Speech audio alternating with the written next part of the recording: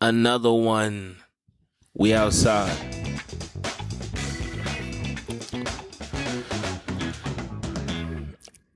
It's the Salted Nest Pod. We doing it again. Yes, Billy Black. Sir. Your motherfucking boy, Biggs, baby. We in the building.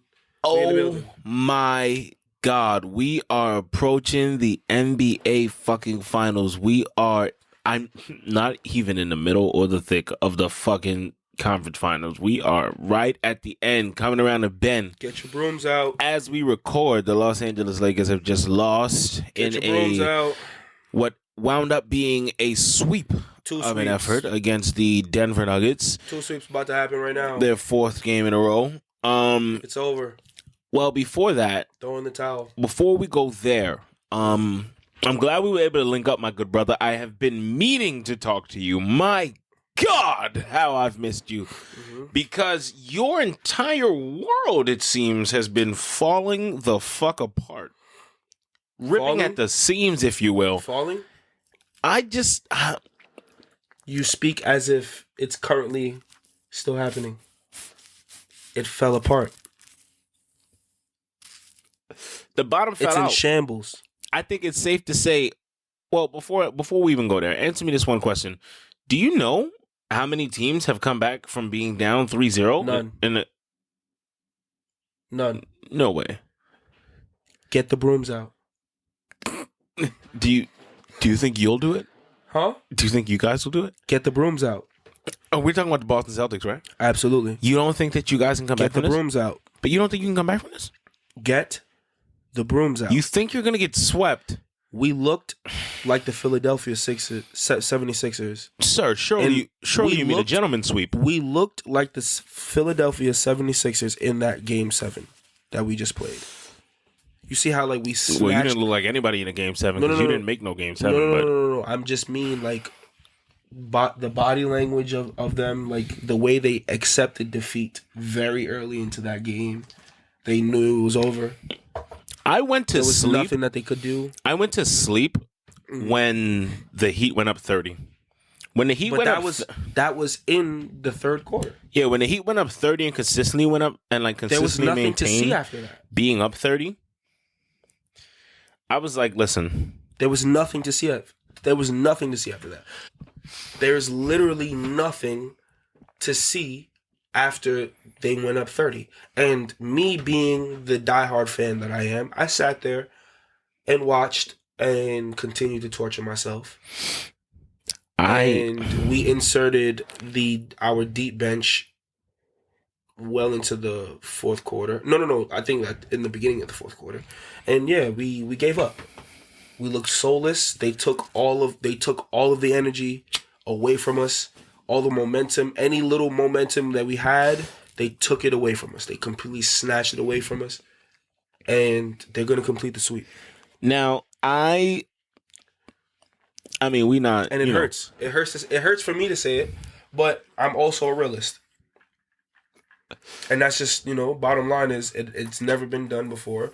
And me, according to previous episodes that we have recorded, I've definitely brought up the whole history has it thing. You know what I mean? And I have to stand 10 toes on that. So history has it that no team has ever done this before. Bring out the brooms. And I mean, the Boston Celtics they turned in what amounted to, honestly, a pitiful performance in a Game 3 that was quite literally the most important game they played this year. I mean, obviously the Game 2 before that was the most important game they played this year. And then immediately this game became the most important game they played all year, and they fucking fumbled. And you'll hear us say oftentimes on whichever pod we're on that we're not in the business of promoting people who don't pay us. But when it comes to some of the websites that we get some of our statistics from, I feel like it's only right to share that with the people that listen to the podcast so that if they want to, they can get some of the stats too. So some of these stats that I get from some of these games will be from a website called Cleaning the Glass, which cuts out garbage time and end of quarter heaves and shit like that. And you could basically sum it up in saying that this gives you a snapshot of what are quote unquote the important moments in the game. you can argue that in a snapshot of the important moments, Boston laid down in every way you could imagine laying down. Points per 100 possessions in those moments. Boston was giving you 87.3 points to 100 possessions. Good for one in terms of percentile position. One being like the closest thing to zero you could be. The Heat being 87 percentile in the league in that regard at 127.8 points per 100 possessions. The effective field goal percentage in those moments for the Boston Celtics was 41.1%. The Heat were 69% from the field in those moments. Nearly 70%. This type of stuff is going to get you buried every time in terms of like even shooting accuracy. The Heat shot 53% from the short mid. The Boston shot 47%. From the mid in general, the Heat shot 50%. Boston shot 42%. Which is not bad. Not bad, but from the three-point line, Boston shot 20% in those moments, and the Heat shot damn near 50% in those moments. You are going to lose those battles every time. They lost in transition. They lost in transition. The Heat were plus 7.2 points per 100 possessions in transition, and Boston was negative 7.6. You losing in transition. You losing in shot making. I don't see in what ways the defense was just. Abysmal. I don't want to say it was non-existent, but it wasn't great. And the role players, the Heat are making role players cool again. People understanding what they mean. Like, I'm arguing with people like they're like, yeah, but I'm like, bro, what are you waiting to see? These guys are showing you every day who they are. And the beauty of it is that they're role players. So you can take solace in what they're doing right now. Because when the conditions are right, this can be replicated. Mm-hmm. This can be replicated. 110%. Yeah, I don't know, man. It's just like... It's a special season, and the Heat are not a regular 8 seed. Now, y'all should not be getting laid across their knee like this. Yeah. You shouldn't be. But the Heat are not a regular 8 seed, and Jimmy Butler is having like what is like a fucking... This is a really dramatic playoffs for him. And the Nuggets too. But for Jimmy Butler specifically, from like an individual standpoint, this is an incredibly dramatic, incredibly like almost television worthy, movie worthy like playoff run. It's a storybook shit. Yeah. This shit is box office. He's talking so much shit, and rightfully so. And remember like, the fucking buzzer beater he hit? Yeah, he's backing up. Odell Beckham to catch and lay it up in the same fucking motion. That could have been the greatest thing about his playoff performance this whole entire playoffs, and then he just kept going. When he got hurt in the game in game 1 of the Knicks series, I was like, ooh, is this going to be the thing that derails his playoffs for him, or is this just going to be something that he overcomes? Of course, it was something that he overcame. Because the ankle injury wasn't that serious. And a word about Nikola fucking Jokic. Western Conference Finals MVP. Let me talk my shit. Listen to me. They doubted us. They doubted us on day one. Mm-hmm. They doubt us now. They gave JoJo the MVP. That's cool. Us. Nah, because I'm not mad that JoJo won the MVP. You see where he at, though. You and this us. You see where he at, though. Jamal Murray, in year 1 of his comeback from the injury, is ready. Me as a fan, when Jamal Murray came back, I was like, you got to kind of give this a year. And next year, they're going to be really dangerous. I was the one that was telling you, he's back. And you kept saying, I don't know. And one thing that we're learning, quote unquote learning, one thing that has always kind of been so obviously apparent, but that people like this whole macho tough guy nature of sports that's actually really, really debilitative and harmful to the athlete who are people, is this idea that athletes should tough it out and try to come back from injuries as soon as possible. Who the fuck knew that the longer you take and the more attention you pay to coming back from an injury, the better the results will be. Mm-hmm. Right? I remember in them other culture, you remember in our other culture, where Derrick Rose was shamed for taking his time back from injury, and that dude still was never the same.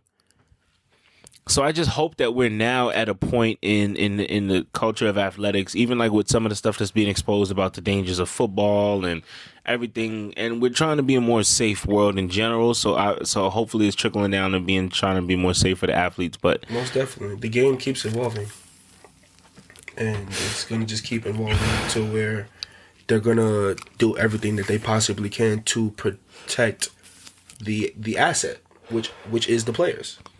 You know what I mean? Like, yeah, you got to do. Even a guy like Clay. Clay missed a lot of time, and like thankfully Clay is like back playing meaningful basketball, being very impactful on games. Whether you think he's negatively impactful, whether you think he's positively impactful, that's a conversation for another day, a conversation for another podcast. But all I want to say is they gave that MVP to JoJo.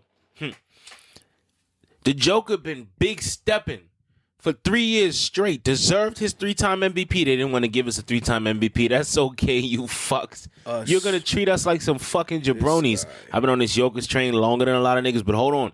Back-to-back MV fucking Ps. Was ready for a third one. Damn near averaged a triple-double this season. Was a fucking sneeze away from averaging a triple-double this season. For the second year in a row, they asked questions about the defense. Oh, it looks like the on and off numbers about Jokic must be wrong, must be incorrect, and he's situationally this and he's situationally that. He's situationally in the fucking finals. Talk that fucking talk now. All them niggas that was talking and talk that fucking talk now. Niggas was like, well, we got to see him prove something. What the fuck we got to see this nigga prove? Y'all seen who he was running with? Y'all seen Michael Porter Jr. wasn't right.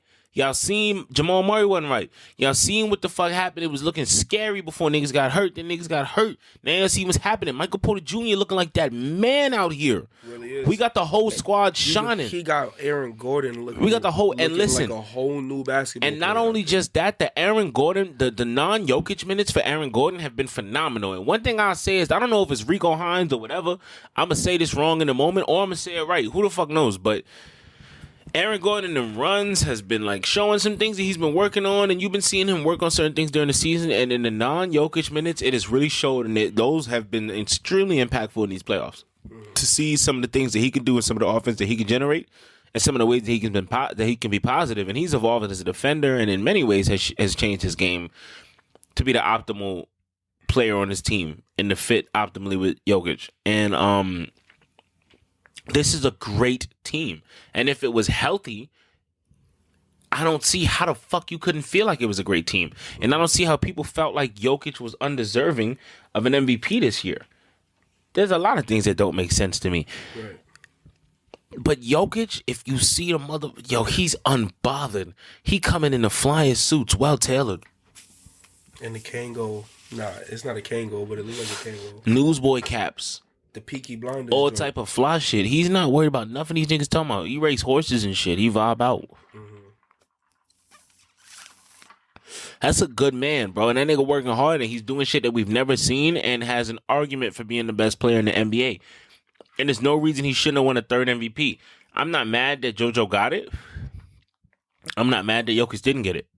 But I was on that Jokic train all season long, and all he's done is prove me right, and he's going to the fucking finals. And honestly, I don't have the heat over the Denver Nuggets in the finals. It would be great to see it happen, but I don't have that. I don't have a dog in this fight. Honestly, I'm a big Jokic fan. Obviously, I like Jimmy Butler. I probably like Jokic more, but obviously I like Jimmy Butler a lot. I just want to see great basketball, and I think the Nuggets and the Heat will be great basketball. There's this big debate on whether or not Nuggets Heat is great for ratings, and the argument that I like from the people in some people in the NBA media space is how poor a job that is being done from a marketing standpoint if people don't view, like, that just means people haven't seized on the storylines of these teams and made it interesting during the course of the year. If such great teams could have made it to the finals in such great ways, and people are worried that it won't be a ratings bonanza because it's not a Lakers Celtics finals. Honestly, go fuck yourself. Both the Lakers and the Celtics, just from the way they both played, they both got outplayed. Like, this is the greatest fucking way that the season could have turned out. Yeah. Miami and Denver are going to play in the finals? Now, granted, Miami still has to complete the sweep, but I'm very confident. Don't even have to complete the sweep. They're going to win the series. Yeah. Either they're going to win the series or this Boston team is going down in fucking history. And they're probably going to win the fucking finals if they just go on a 4 straight win streak. Like, honestly. And listen, I may lose my mind. I may just lose my mind. Like, somebody's mother might get slapped. Something tells me niggas' mothers will be unslapped. Oh my! Because I don't see y'all doing. Listen, everybody's mother is safe. Everybody's mother is safe. Yo, you know what I mean? Like, let's just really be honest. Come on. You know what I mean? But I'm just saying, the Celtics completely got outplayed. The Lakers, they got outplayed. You know what I mean? Like, this last game to put them away was the closest out of all the losses that they received. And, you know what I mean? Braun gave everything he could. For a 40 ball. AD with a 25, I think like almost a 25 double-double. And I ain't gonna lie.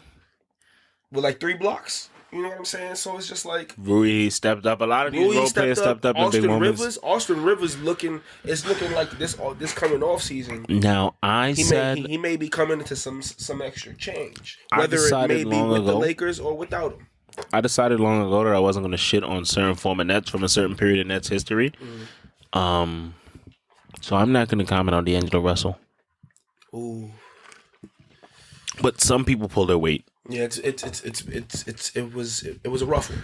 It happens. It was a rough go. It happens. It happens. This is professional basketball. He's a professional. Mm-hmm. I'm not going to sit here and hold this against him. Mm-hmm. Like I said, he wasn't the answer though. The Nets team that he was a part of has a very special place in my heart.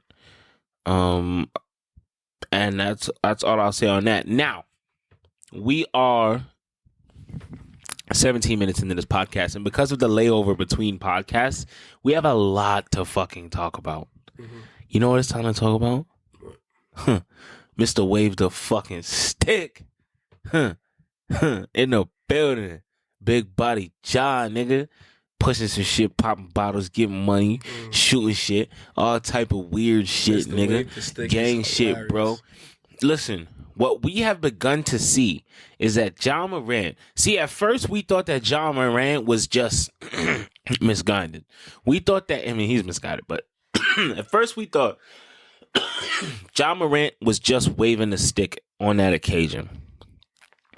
And we thought that a conversation could be had and that people could reach out to him and maybe we could get him to stop waving the stick. Because it was like, damn, unfortunate moment when he got caught waving the stick on camera and all that. And listen, the music being made by a lot of these young rappers that a lot of these young NBA players listen to, and I listen to too. It be wave the stick music, man. It be wave the stick music, man. Niggas be waving imaginary sticks. But it be wave the stick music, man. So at first we thought, all right, this is just a case of waving a stick. Pause. Turns out, this nigga Ja Morant lives such a wave the stick lifestyle that you just never know when he gonna be waving the fucking stick. So his man's got him on a live, and there's a lot that's been made, a lot of hoopla about his mans and if his mans are doing justice by him or if they wrong or this and that and the third. Honestly? And it seemed like his mans did try to put the camera down, but like... Honestly, man, if we're really going to be real with ourselves, right? It's very unfortunate that it had to happen again, right? But in that specific moment, there's no way we can put that on his mans in that moment. Because previous to... Well, you could look at him before you put the camera on him, but... Yes, but previous to him showing that little clip of him waving a stick again, right? They were just in the car bumping music.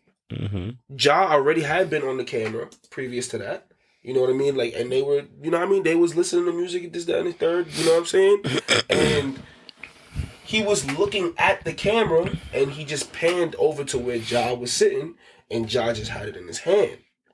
You know what I mean? Like, so, and then they both reacted. Ja put it down real quick, and his man tried to put the camera down. You know what I mean? So, like, there's no way you can... in my opinion, I don't think that you can put blame on the friend. This nigga John Morant got me doing a Skip Bayless side. Man, brother. He got me doing a Skip Bayless side. This is so ridiculous. Listen to me. Here's the takeaway. You ready for this? John Morant is a fucking idiot. Damn. John Morant is a fucking idiot. But listen, he's young. It's. I'm not gonna say it's okay. It's understandable that you're an idiot when you're that young.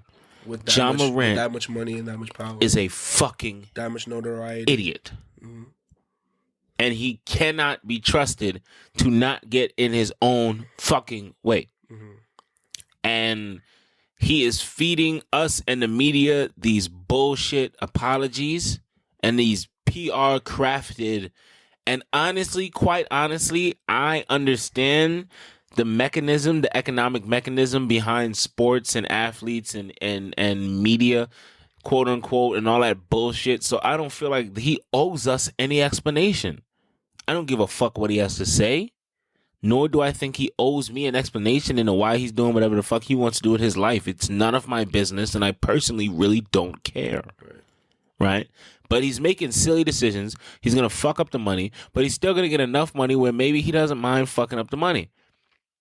But this is going to go to a real negative place. You're recklessly handling firearms, and people go, well, this country loves firearms, and politicians love this and that and the third. Well, Bomani Jones says something wonderful about that, where he says, a lot of the people you're talking about, the people that pay them love guns. And the people that pay them are doing everything with guns that they're doing with guns. The people that pay John Morant don't love guns. The people that pay John Morant not doing that stuff.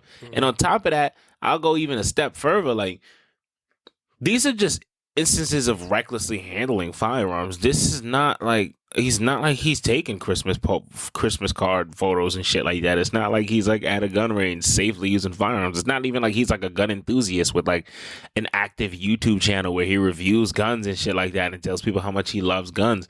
This is not some political statement. This is not indicative of responsible gun use. And it's also not like a political stance of his for people to identify with. He's just being a reckless young nigga with a gun. Like, and he's quite honestly in too high of a tax bracket.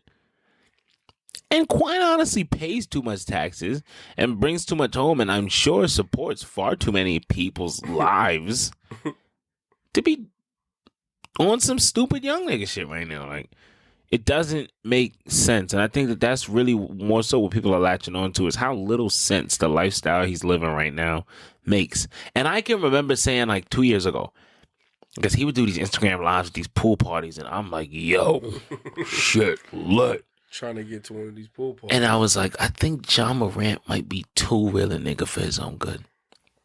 Shit getting lit. Because ain't nothing outwardly crazy and illegal going on at these pool parties, but he letting us see how he get down. And he get down. And like, people remark on him drinking a lot and say that he has drinking habits. And like,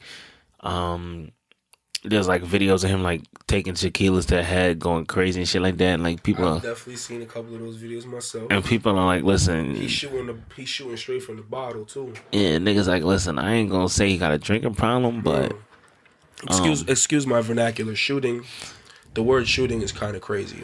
Times. He was drinking straight from the bottle. But like, you know, I ain't saying he ain't got a drinking problem, but you ain't new to drinking if you doing that. But so what? It's his prerogative. He's obviously a finely tuned athlete. Right. You know what I'm saying? And he's of age, so what? Yeah. But hot boy. And I remember saying he's too real for himself. And I remember somebody said something about his girl on Twitter. And he told him it's free to feel how hollows feel. Yeah, I saw that too. And I was like, that was interesting. Threatening to shoot somebody on social media? I said the same exact thing. As who you are? When I saw that post, I said, wow. He must not want it anymore. Yo, like, they will come take your bag, young man. I do not care, bro. Like, I will fuck everything that I have up. Like, yo, you pay too much in taxes, dog, to be getting caught at finish line beating up employees because they disrespected your moms, bro. And trying to show them how hollows feel. Beating people up at your little sister's games and shit, bro. We don't want to see that. We don't love that, bro. We don't love that. We love when you dunk on niggas. Crazy, bro. That's what we want to see. All this other shit, nobody signed up for this. And you and your family didn't sign up for this. And I'm not going to be some nigga like shit niggas. I'm 26 years old in the thick of making dumb decisions. Right. Still going to make dumb decisions. This is not like to bury somebody. Like, you can relate. Like, honestly, it's just a real conversation where we try to have a fair perspective on things. But this is unabashedly stupid. And I've done unabashedly stupid things. I will do unabashedly stupid things in the future. I would assume I'll try to do as little of those things as I can. Right, God willing, I'll never do another unabashedly stupid thing again. But when it's done, you got to be real with yourself. You understand me? You have to be real with yourself. But this is just foolish, idiotic. People want to say like his friends are taking advantage of him. It doesn't.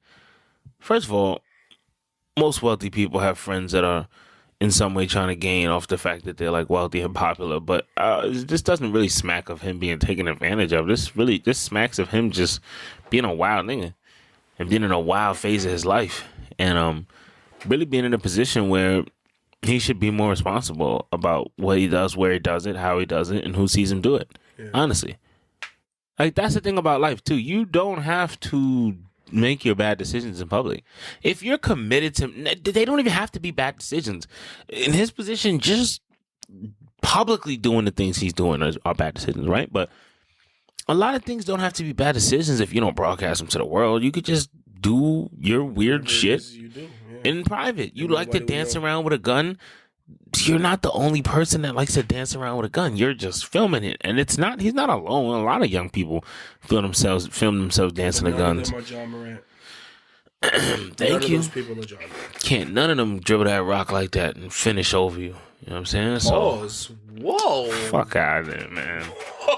Finish over you was rough, but you're not catching me with that. Nah. Please relax, brother. Anyway. Oh my God. Anyway. Nigga fucking me up. This thing is crazy. They fucking me up in here, bro. You know what's been a fascinating development that I'm honestly expecting some fines to come down about? Well, their playoffs is over, so I guess it can't happen. Or maybe I'm not abreast of something and some fines have come down. But yo, this little thing with D'Angelo Russell and that PR person in front of Lakers, where he's like trying to promote his Cocoa 5 drink. Oh, yeah. Now, first of all, I just want to say that I suspect that this is some kind of like middle ground in the marketing, because this is actually more fantastic marketing than if they just let him sit up there with the drink. Like having him mention it, and then her like run up there and take it down, and then like another moment. And if for people who don't understand why this is such a big deal, the NBA has certain sponsors, and I'm totally with the NBA on this. And this is why I say like I don't have a dog in this fight. This has been great promotion for them, and I'm glad they got it. Yeah. But also the NBA's got to be like, yo, brother, we not stopping you from having any side deals and promoting on your other shit on your Instagram, but this and the third. Why you on my platform where we got sponsored shit all behind you and all this shit, and we sponsored by this sports drink company. You got your shit up here, and that's why the PR person has to pull it. But I low-key, my conspiracy theorist mind on this is that like him and the PR person collabed, where it's like, okay, listen, we can't just let you have this up there, but like you can bring it up there and I can go take it down from there, and then that's like, you know what I'm saying? Accusations. What Rick Ross said? Accusations. I want to blow their shit up. You're right. I don't want to blow their shit up. Everything I'm saying is false accusations. However, I care more, and I'm not. Listen, I'll be real with you. I'm not buying that shit. I am a hard sell for shit like energy drinks and sports drinks, shit like that. Gatorade, Powerade. That's it. Blue chip. Give me those good boys. Been around the block. To me, Powerade still got something to prove. Low key. I drink it, but I'm old now, so it's new to me. You know what? I remember when Powerade was the new kid on the block. It was like, this is the great thing about marketing. It was just like, yeah, like you never felt inferior when you pulled up with a Powerade. It immediately was competing with Gatorade in the minds of the people we were around. I can't speak for the whole country. I can't speak for everybody. at least I remember in our environment, and we grew up in the same neighborhood, Powerade, when it hit the streets, was cool. When you pulled up with that blue Powerade, bro. They had the good flavors. When you pulled up with that blue Powerade, they had the good flavors. It tasted better than Gatorade. Yep. And the only reason it just did at the time. I don't know if it still does. At the time, it did. Gatorade is a little syrupy. Powerade was a little less syrupy. No. You don't think Gatorade is a little syrupy? Orange Gatorade is syrupy. Nah. Orange Gatorade is syrupy. A cold Powerade or Gatorade? Yeah. So will you take them? All right. So just taste-wise, are you taking Powerade or Gatorade? Because I think Gatorade is a little sweeter. Gatorade because I was that was just what I was drinking. Growing up, playing sports and whatnot. I'm fucking with Powerade. Not really was my choice. You know what I mean? That's just what was bought for me. So, but there was times where Powerade would be on sale, and Mom Dukes, she's catching the sale. Yeah, you know what I mean. And yeah, and listen, electrolytes are electrolytes, am I right? That's what I'm saying. It was doing the same exact thing, and me trying it, I was like, yo, this shit is actually pretty fucking wavy. I thought I already had a negative stigma towards Powerade. Oh, you crazy! You thought it was bootleg Gatorade? You know what I mean? I was God. On the this shit bootleg. You know what I mean? But like after trying it, the red one and the blue one, I was like, yo, this shit that heat. And it's good marketing. Like I remember a didn't they used to make commercials when niggas would like not bleed, like sweat. Blue or red Powerade based on the commercial, which one it was for and shit like that. Like, I think that was Gatorade, bro. Damn. Shout out to Big Gatorade if that was Gatorade. But Gatorade that did that. All I'm saying is I think Powerade had good marketing. Right. I do. But this to me is just this clever ass marketing campaign by like you can't convince me that D'Angelo Russell and the PR team for the Lakers were not in on this Coco 5 shit. You know what I'm saying? Like I'm sorry. To me, it just feels like that, and I was curious to see, like, as it continued, if fines would be levied. Because as the NBA, I could definitely understand not wanting, like, people pay good money to be the ones promoted on this platform, and you're allowed to promote. We don't restrict you from promoting on your social medias or promoting any other ventures that you do. So why would you come up here and do your shit here? But it was charming. People like it, and you don't want to OD, right? Now,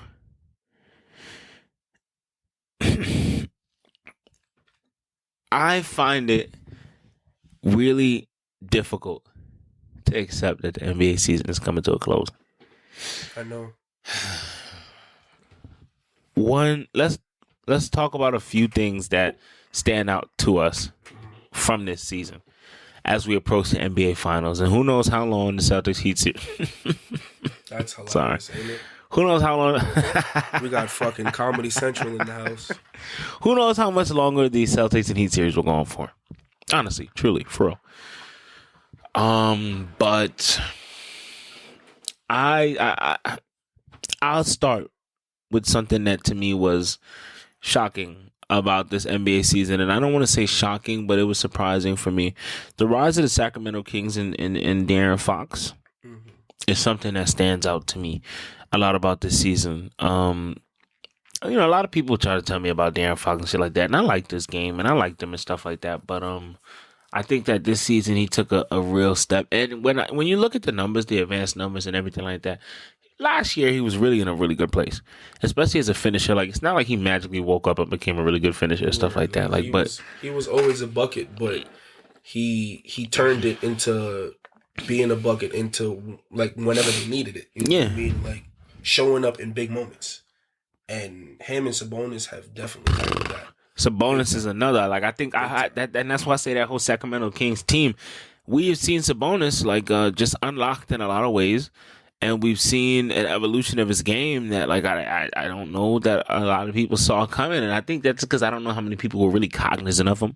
Or just haven't been watching. Because if you didn't see this coming, you know what I mean? Like, if you didn't, like, maybe not at this scale, but if you didn't see this level of play from Sabonis previously, like, you obviously wasn't watching him when he was in Indy. Yeah. You know what I mean? Like, Sabonis was like that. But, like, even that trade working out so well for both parties. Right. Like Tyrese Halliburton going on. Like That I is a remember, and I'm not saying like oh no that shit, but like I'm just saying like I remember like telling you about Tyrese Halliburton, and you being like who, and I'm like nah, I think this nigga's nice. He Yeah. be getting mad assists. I'm Yeah. telling you like Yeah. I was not a believer, but yeah, that trade definitely worked out for both parties, and the Sac had to choose. You know what I mean? Like they both played the one. But why does that mean they couldn't play together? Like that's what I'm saying. Did they have to choose, or did I don't know? And I'm not saying they made a wrong choice because they got a phenomenal big man out of it. Well, exactly. You know what I mean? Like that was their leverage to do that. You get a big man who you can run the offense through just as well as you can through Halliburton. Yeah, but he can be on the floor with Fox at the same time. Yeah, and there will be a little bit more cohesiveness because it's a guard big situation. You know what I mean? Like if need be, they can play the pick and roll, or if not, Fox is running the off ball a lot. Right. You know what I mean? You can also revert back to running the offense through De'Aaron Fox as well because he's just an automatic threat when the ball is in his hands. Mm-hmm. You know what I mean? He's so goddamn quick. He can stop on a dime and pop his middies. Ooh. You know what I mean? So yeah, he's a big shot maker. He's a big time shot maker, and he a very well deserving recipient of the clutch time player of the year. Facts. 100%. Facts. 100%. You know what I mean? Like he definitely grew into that role. And shout out to him because they definitely chose.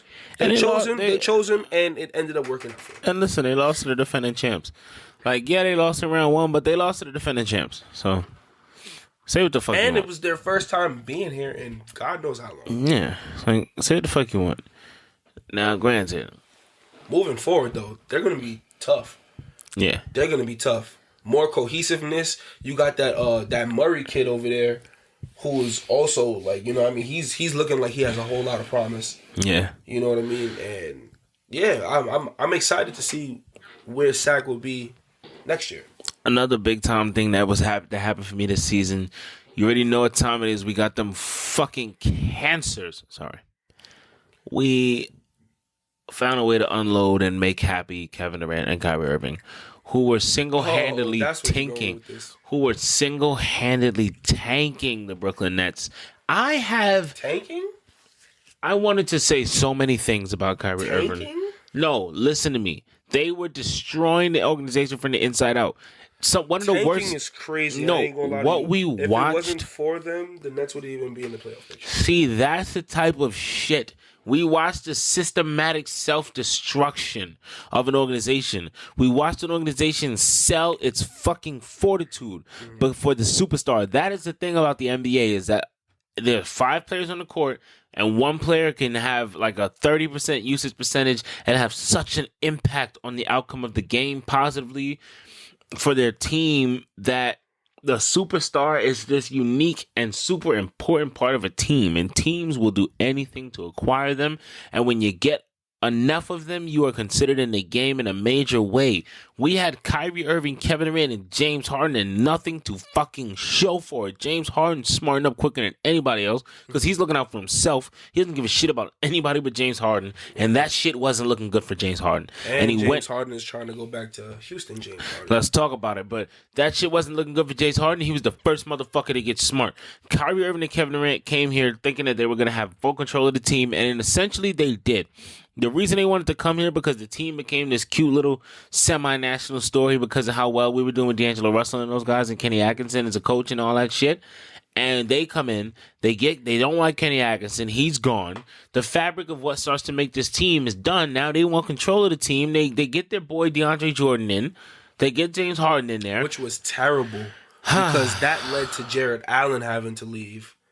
That was, shit isn't going the way they want. Yep. They demand trades. And that was the other thing. This season started off and everybody was like, you see how well the Nets are doing? And I was like, yo, these guys demanded trades last summer. We just stood pat. Nah, real quick. Can we really talk about it, though? Your man's James Harden. It's looking like he's real quick to jump ship when it's not working out. After being with a team for an extended period of time, right? Every team he's been with, since then, have been short stints. You know what I mean? And now he's reverting back to that, to the good old reliable. And in my opinion, for what? Because they're over there in complete rebuild mode, and in no way, shape, or form do they look playoff ready, championship ready, any type of thing. So you wanted to go back to Houston. Is this now a money move? Because that's what it looks like to me. You know what I mean? It looks like it's more so a money move than I'm trying to win a championship. Well, I've also heard that, he's entertaining more than even just Houston. So I think that James Harden is not wired the way that most people are wired, in that I just don't think he gives a fuck what anybody thinks. Mm-hmm. I think he does what he perceives to be best for him. So I don't think he feels I don't think he cares what people will think of him if he switches teams. And I think that's a great way to be, right? Do what makes you happy. And if it really is what makes you happy and not what makes other people happy, then we should all be so lucky. But to live our lives in a way that truly only we give a fuck about, right? But I just, I don't put it past him. I'm sure he's looking at his options, because I don't think James Harden gives a fuck about switching teams or leaving the team. I think it's about what serves him in the moment. I think James Harden made this decision a long time ago that he will do what serves him. And I think it's worked out phenomenally for him.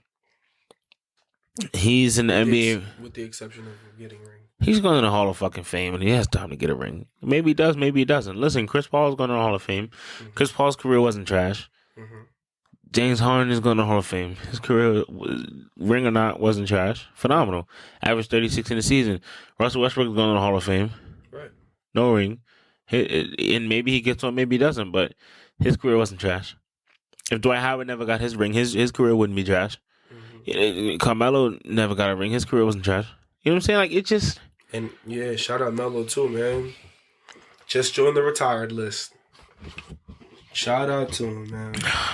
Phenomenal. Give it up for Melo, man. Give it up for Melo. You know? And honestly, hey, man. It in a lot of ways, it just is what it is, bro. Yeah. Does Denver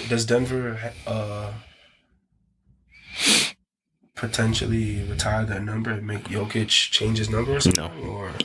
And I think that's fucked up, because they already fucked up, man. They already gave Jokic has won 2 MVPs and is about to go to the finals wearing number 15. In that number 15. You know what I mean? You can't do that to him.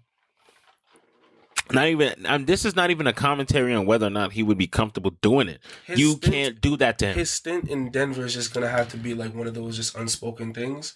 And no, it's just fucked up, because he left there on bad terms, but this is why some of the organizational and bureaucratic bullshit becomes such fuckery, because number is such a big part of brand, and until Jokic wears another number for another team, it's all about that. Number 15 is a big fucking deal. It's all about that. And 7, and it's man. If it's all about that Knicks 7, man.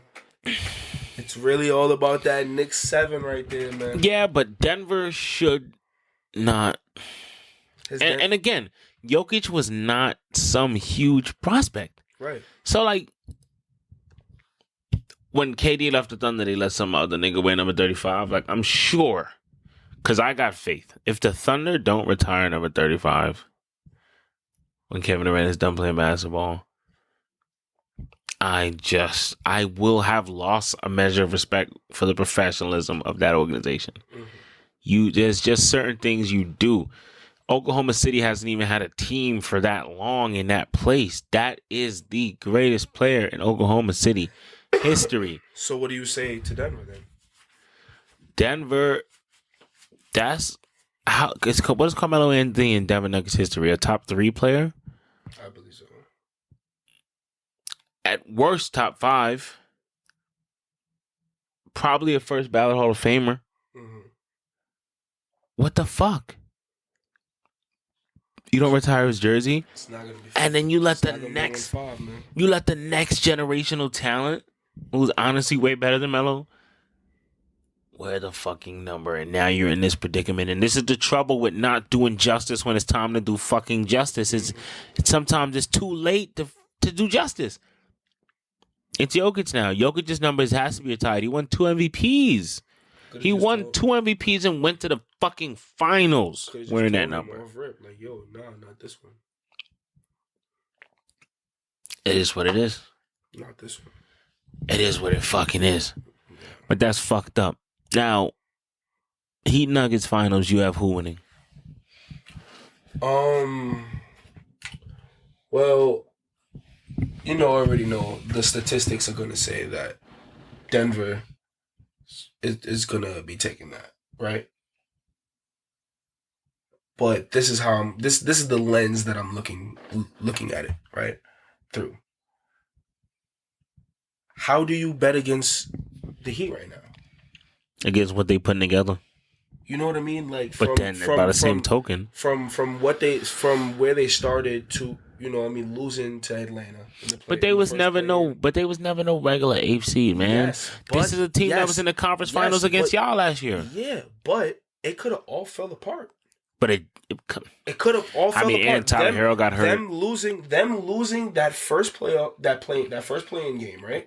It could have fell apart against Chicago. Tyler Herro getting hurt again. Just like it fell, because they should have realistically they should have beat Atlanta. Yeah.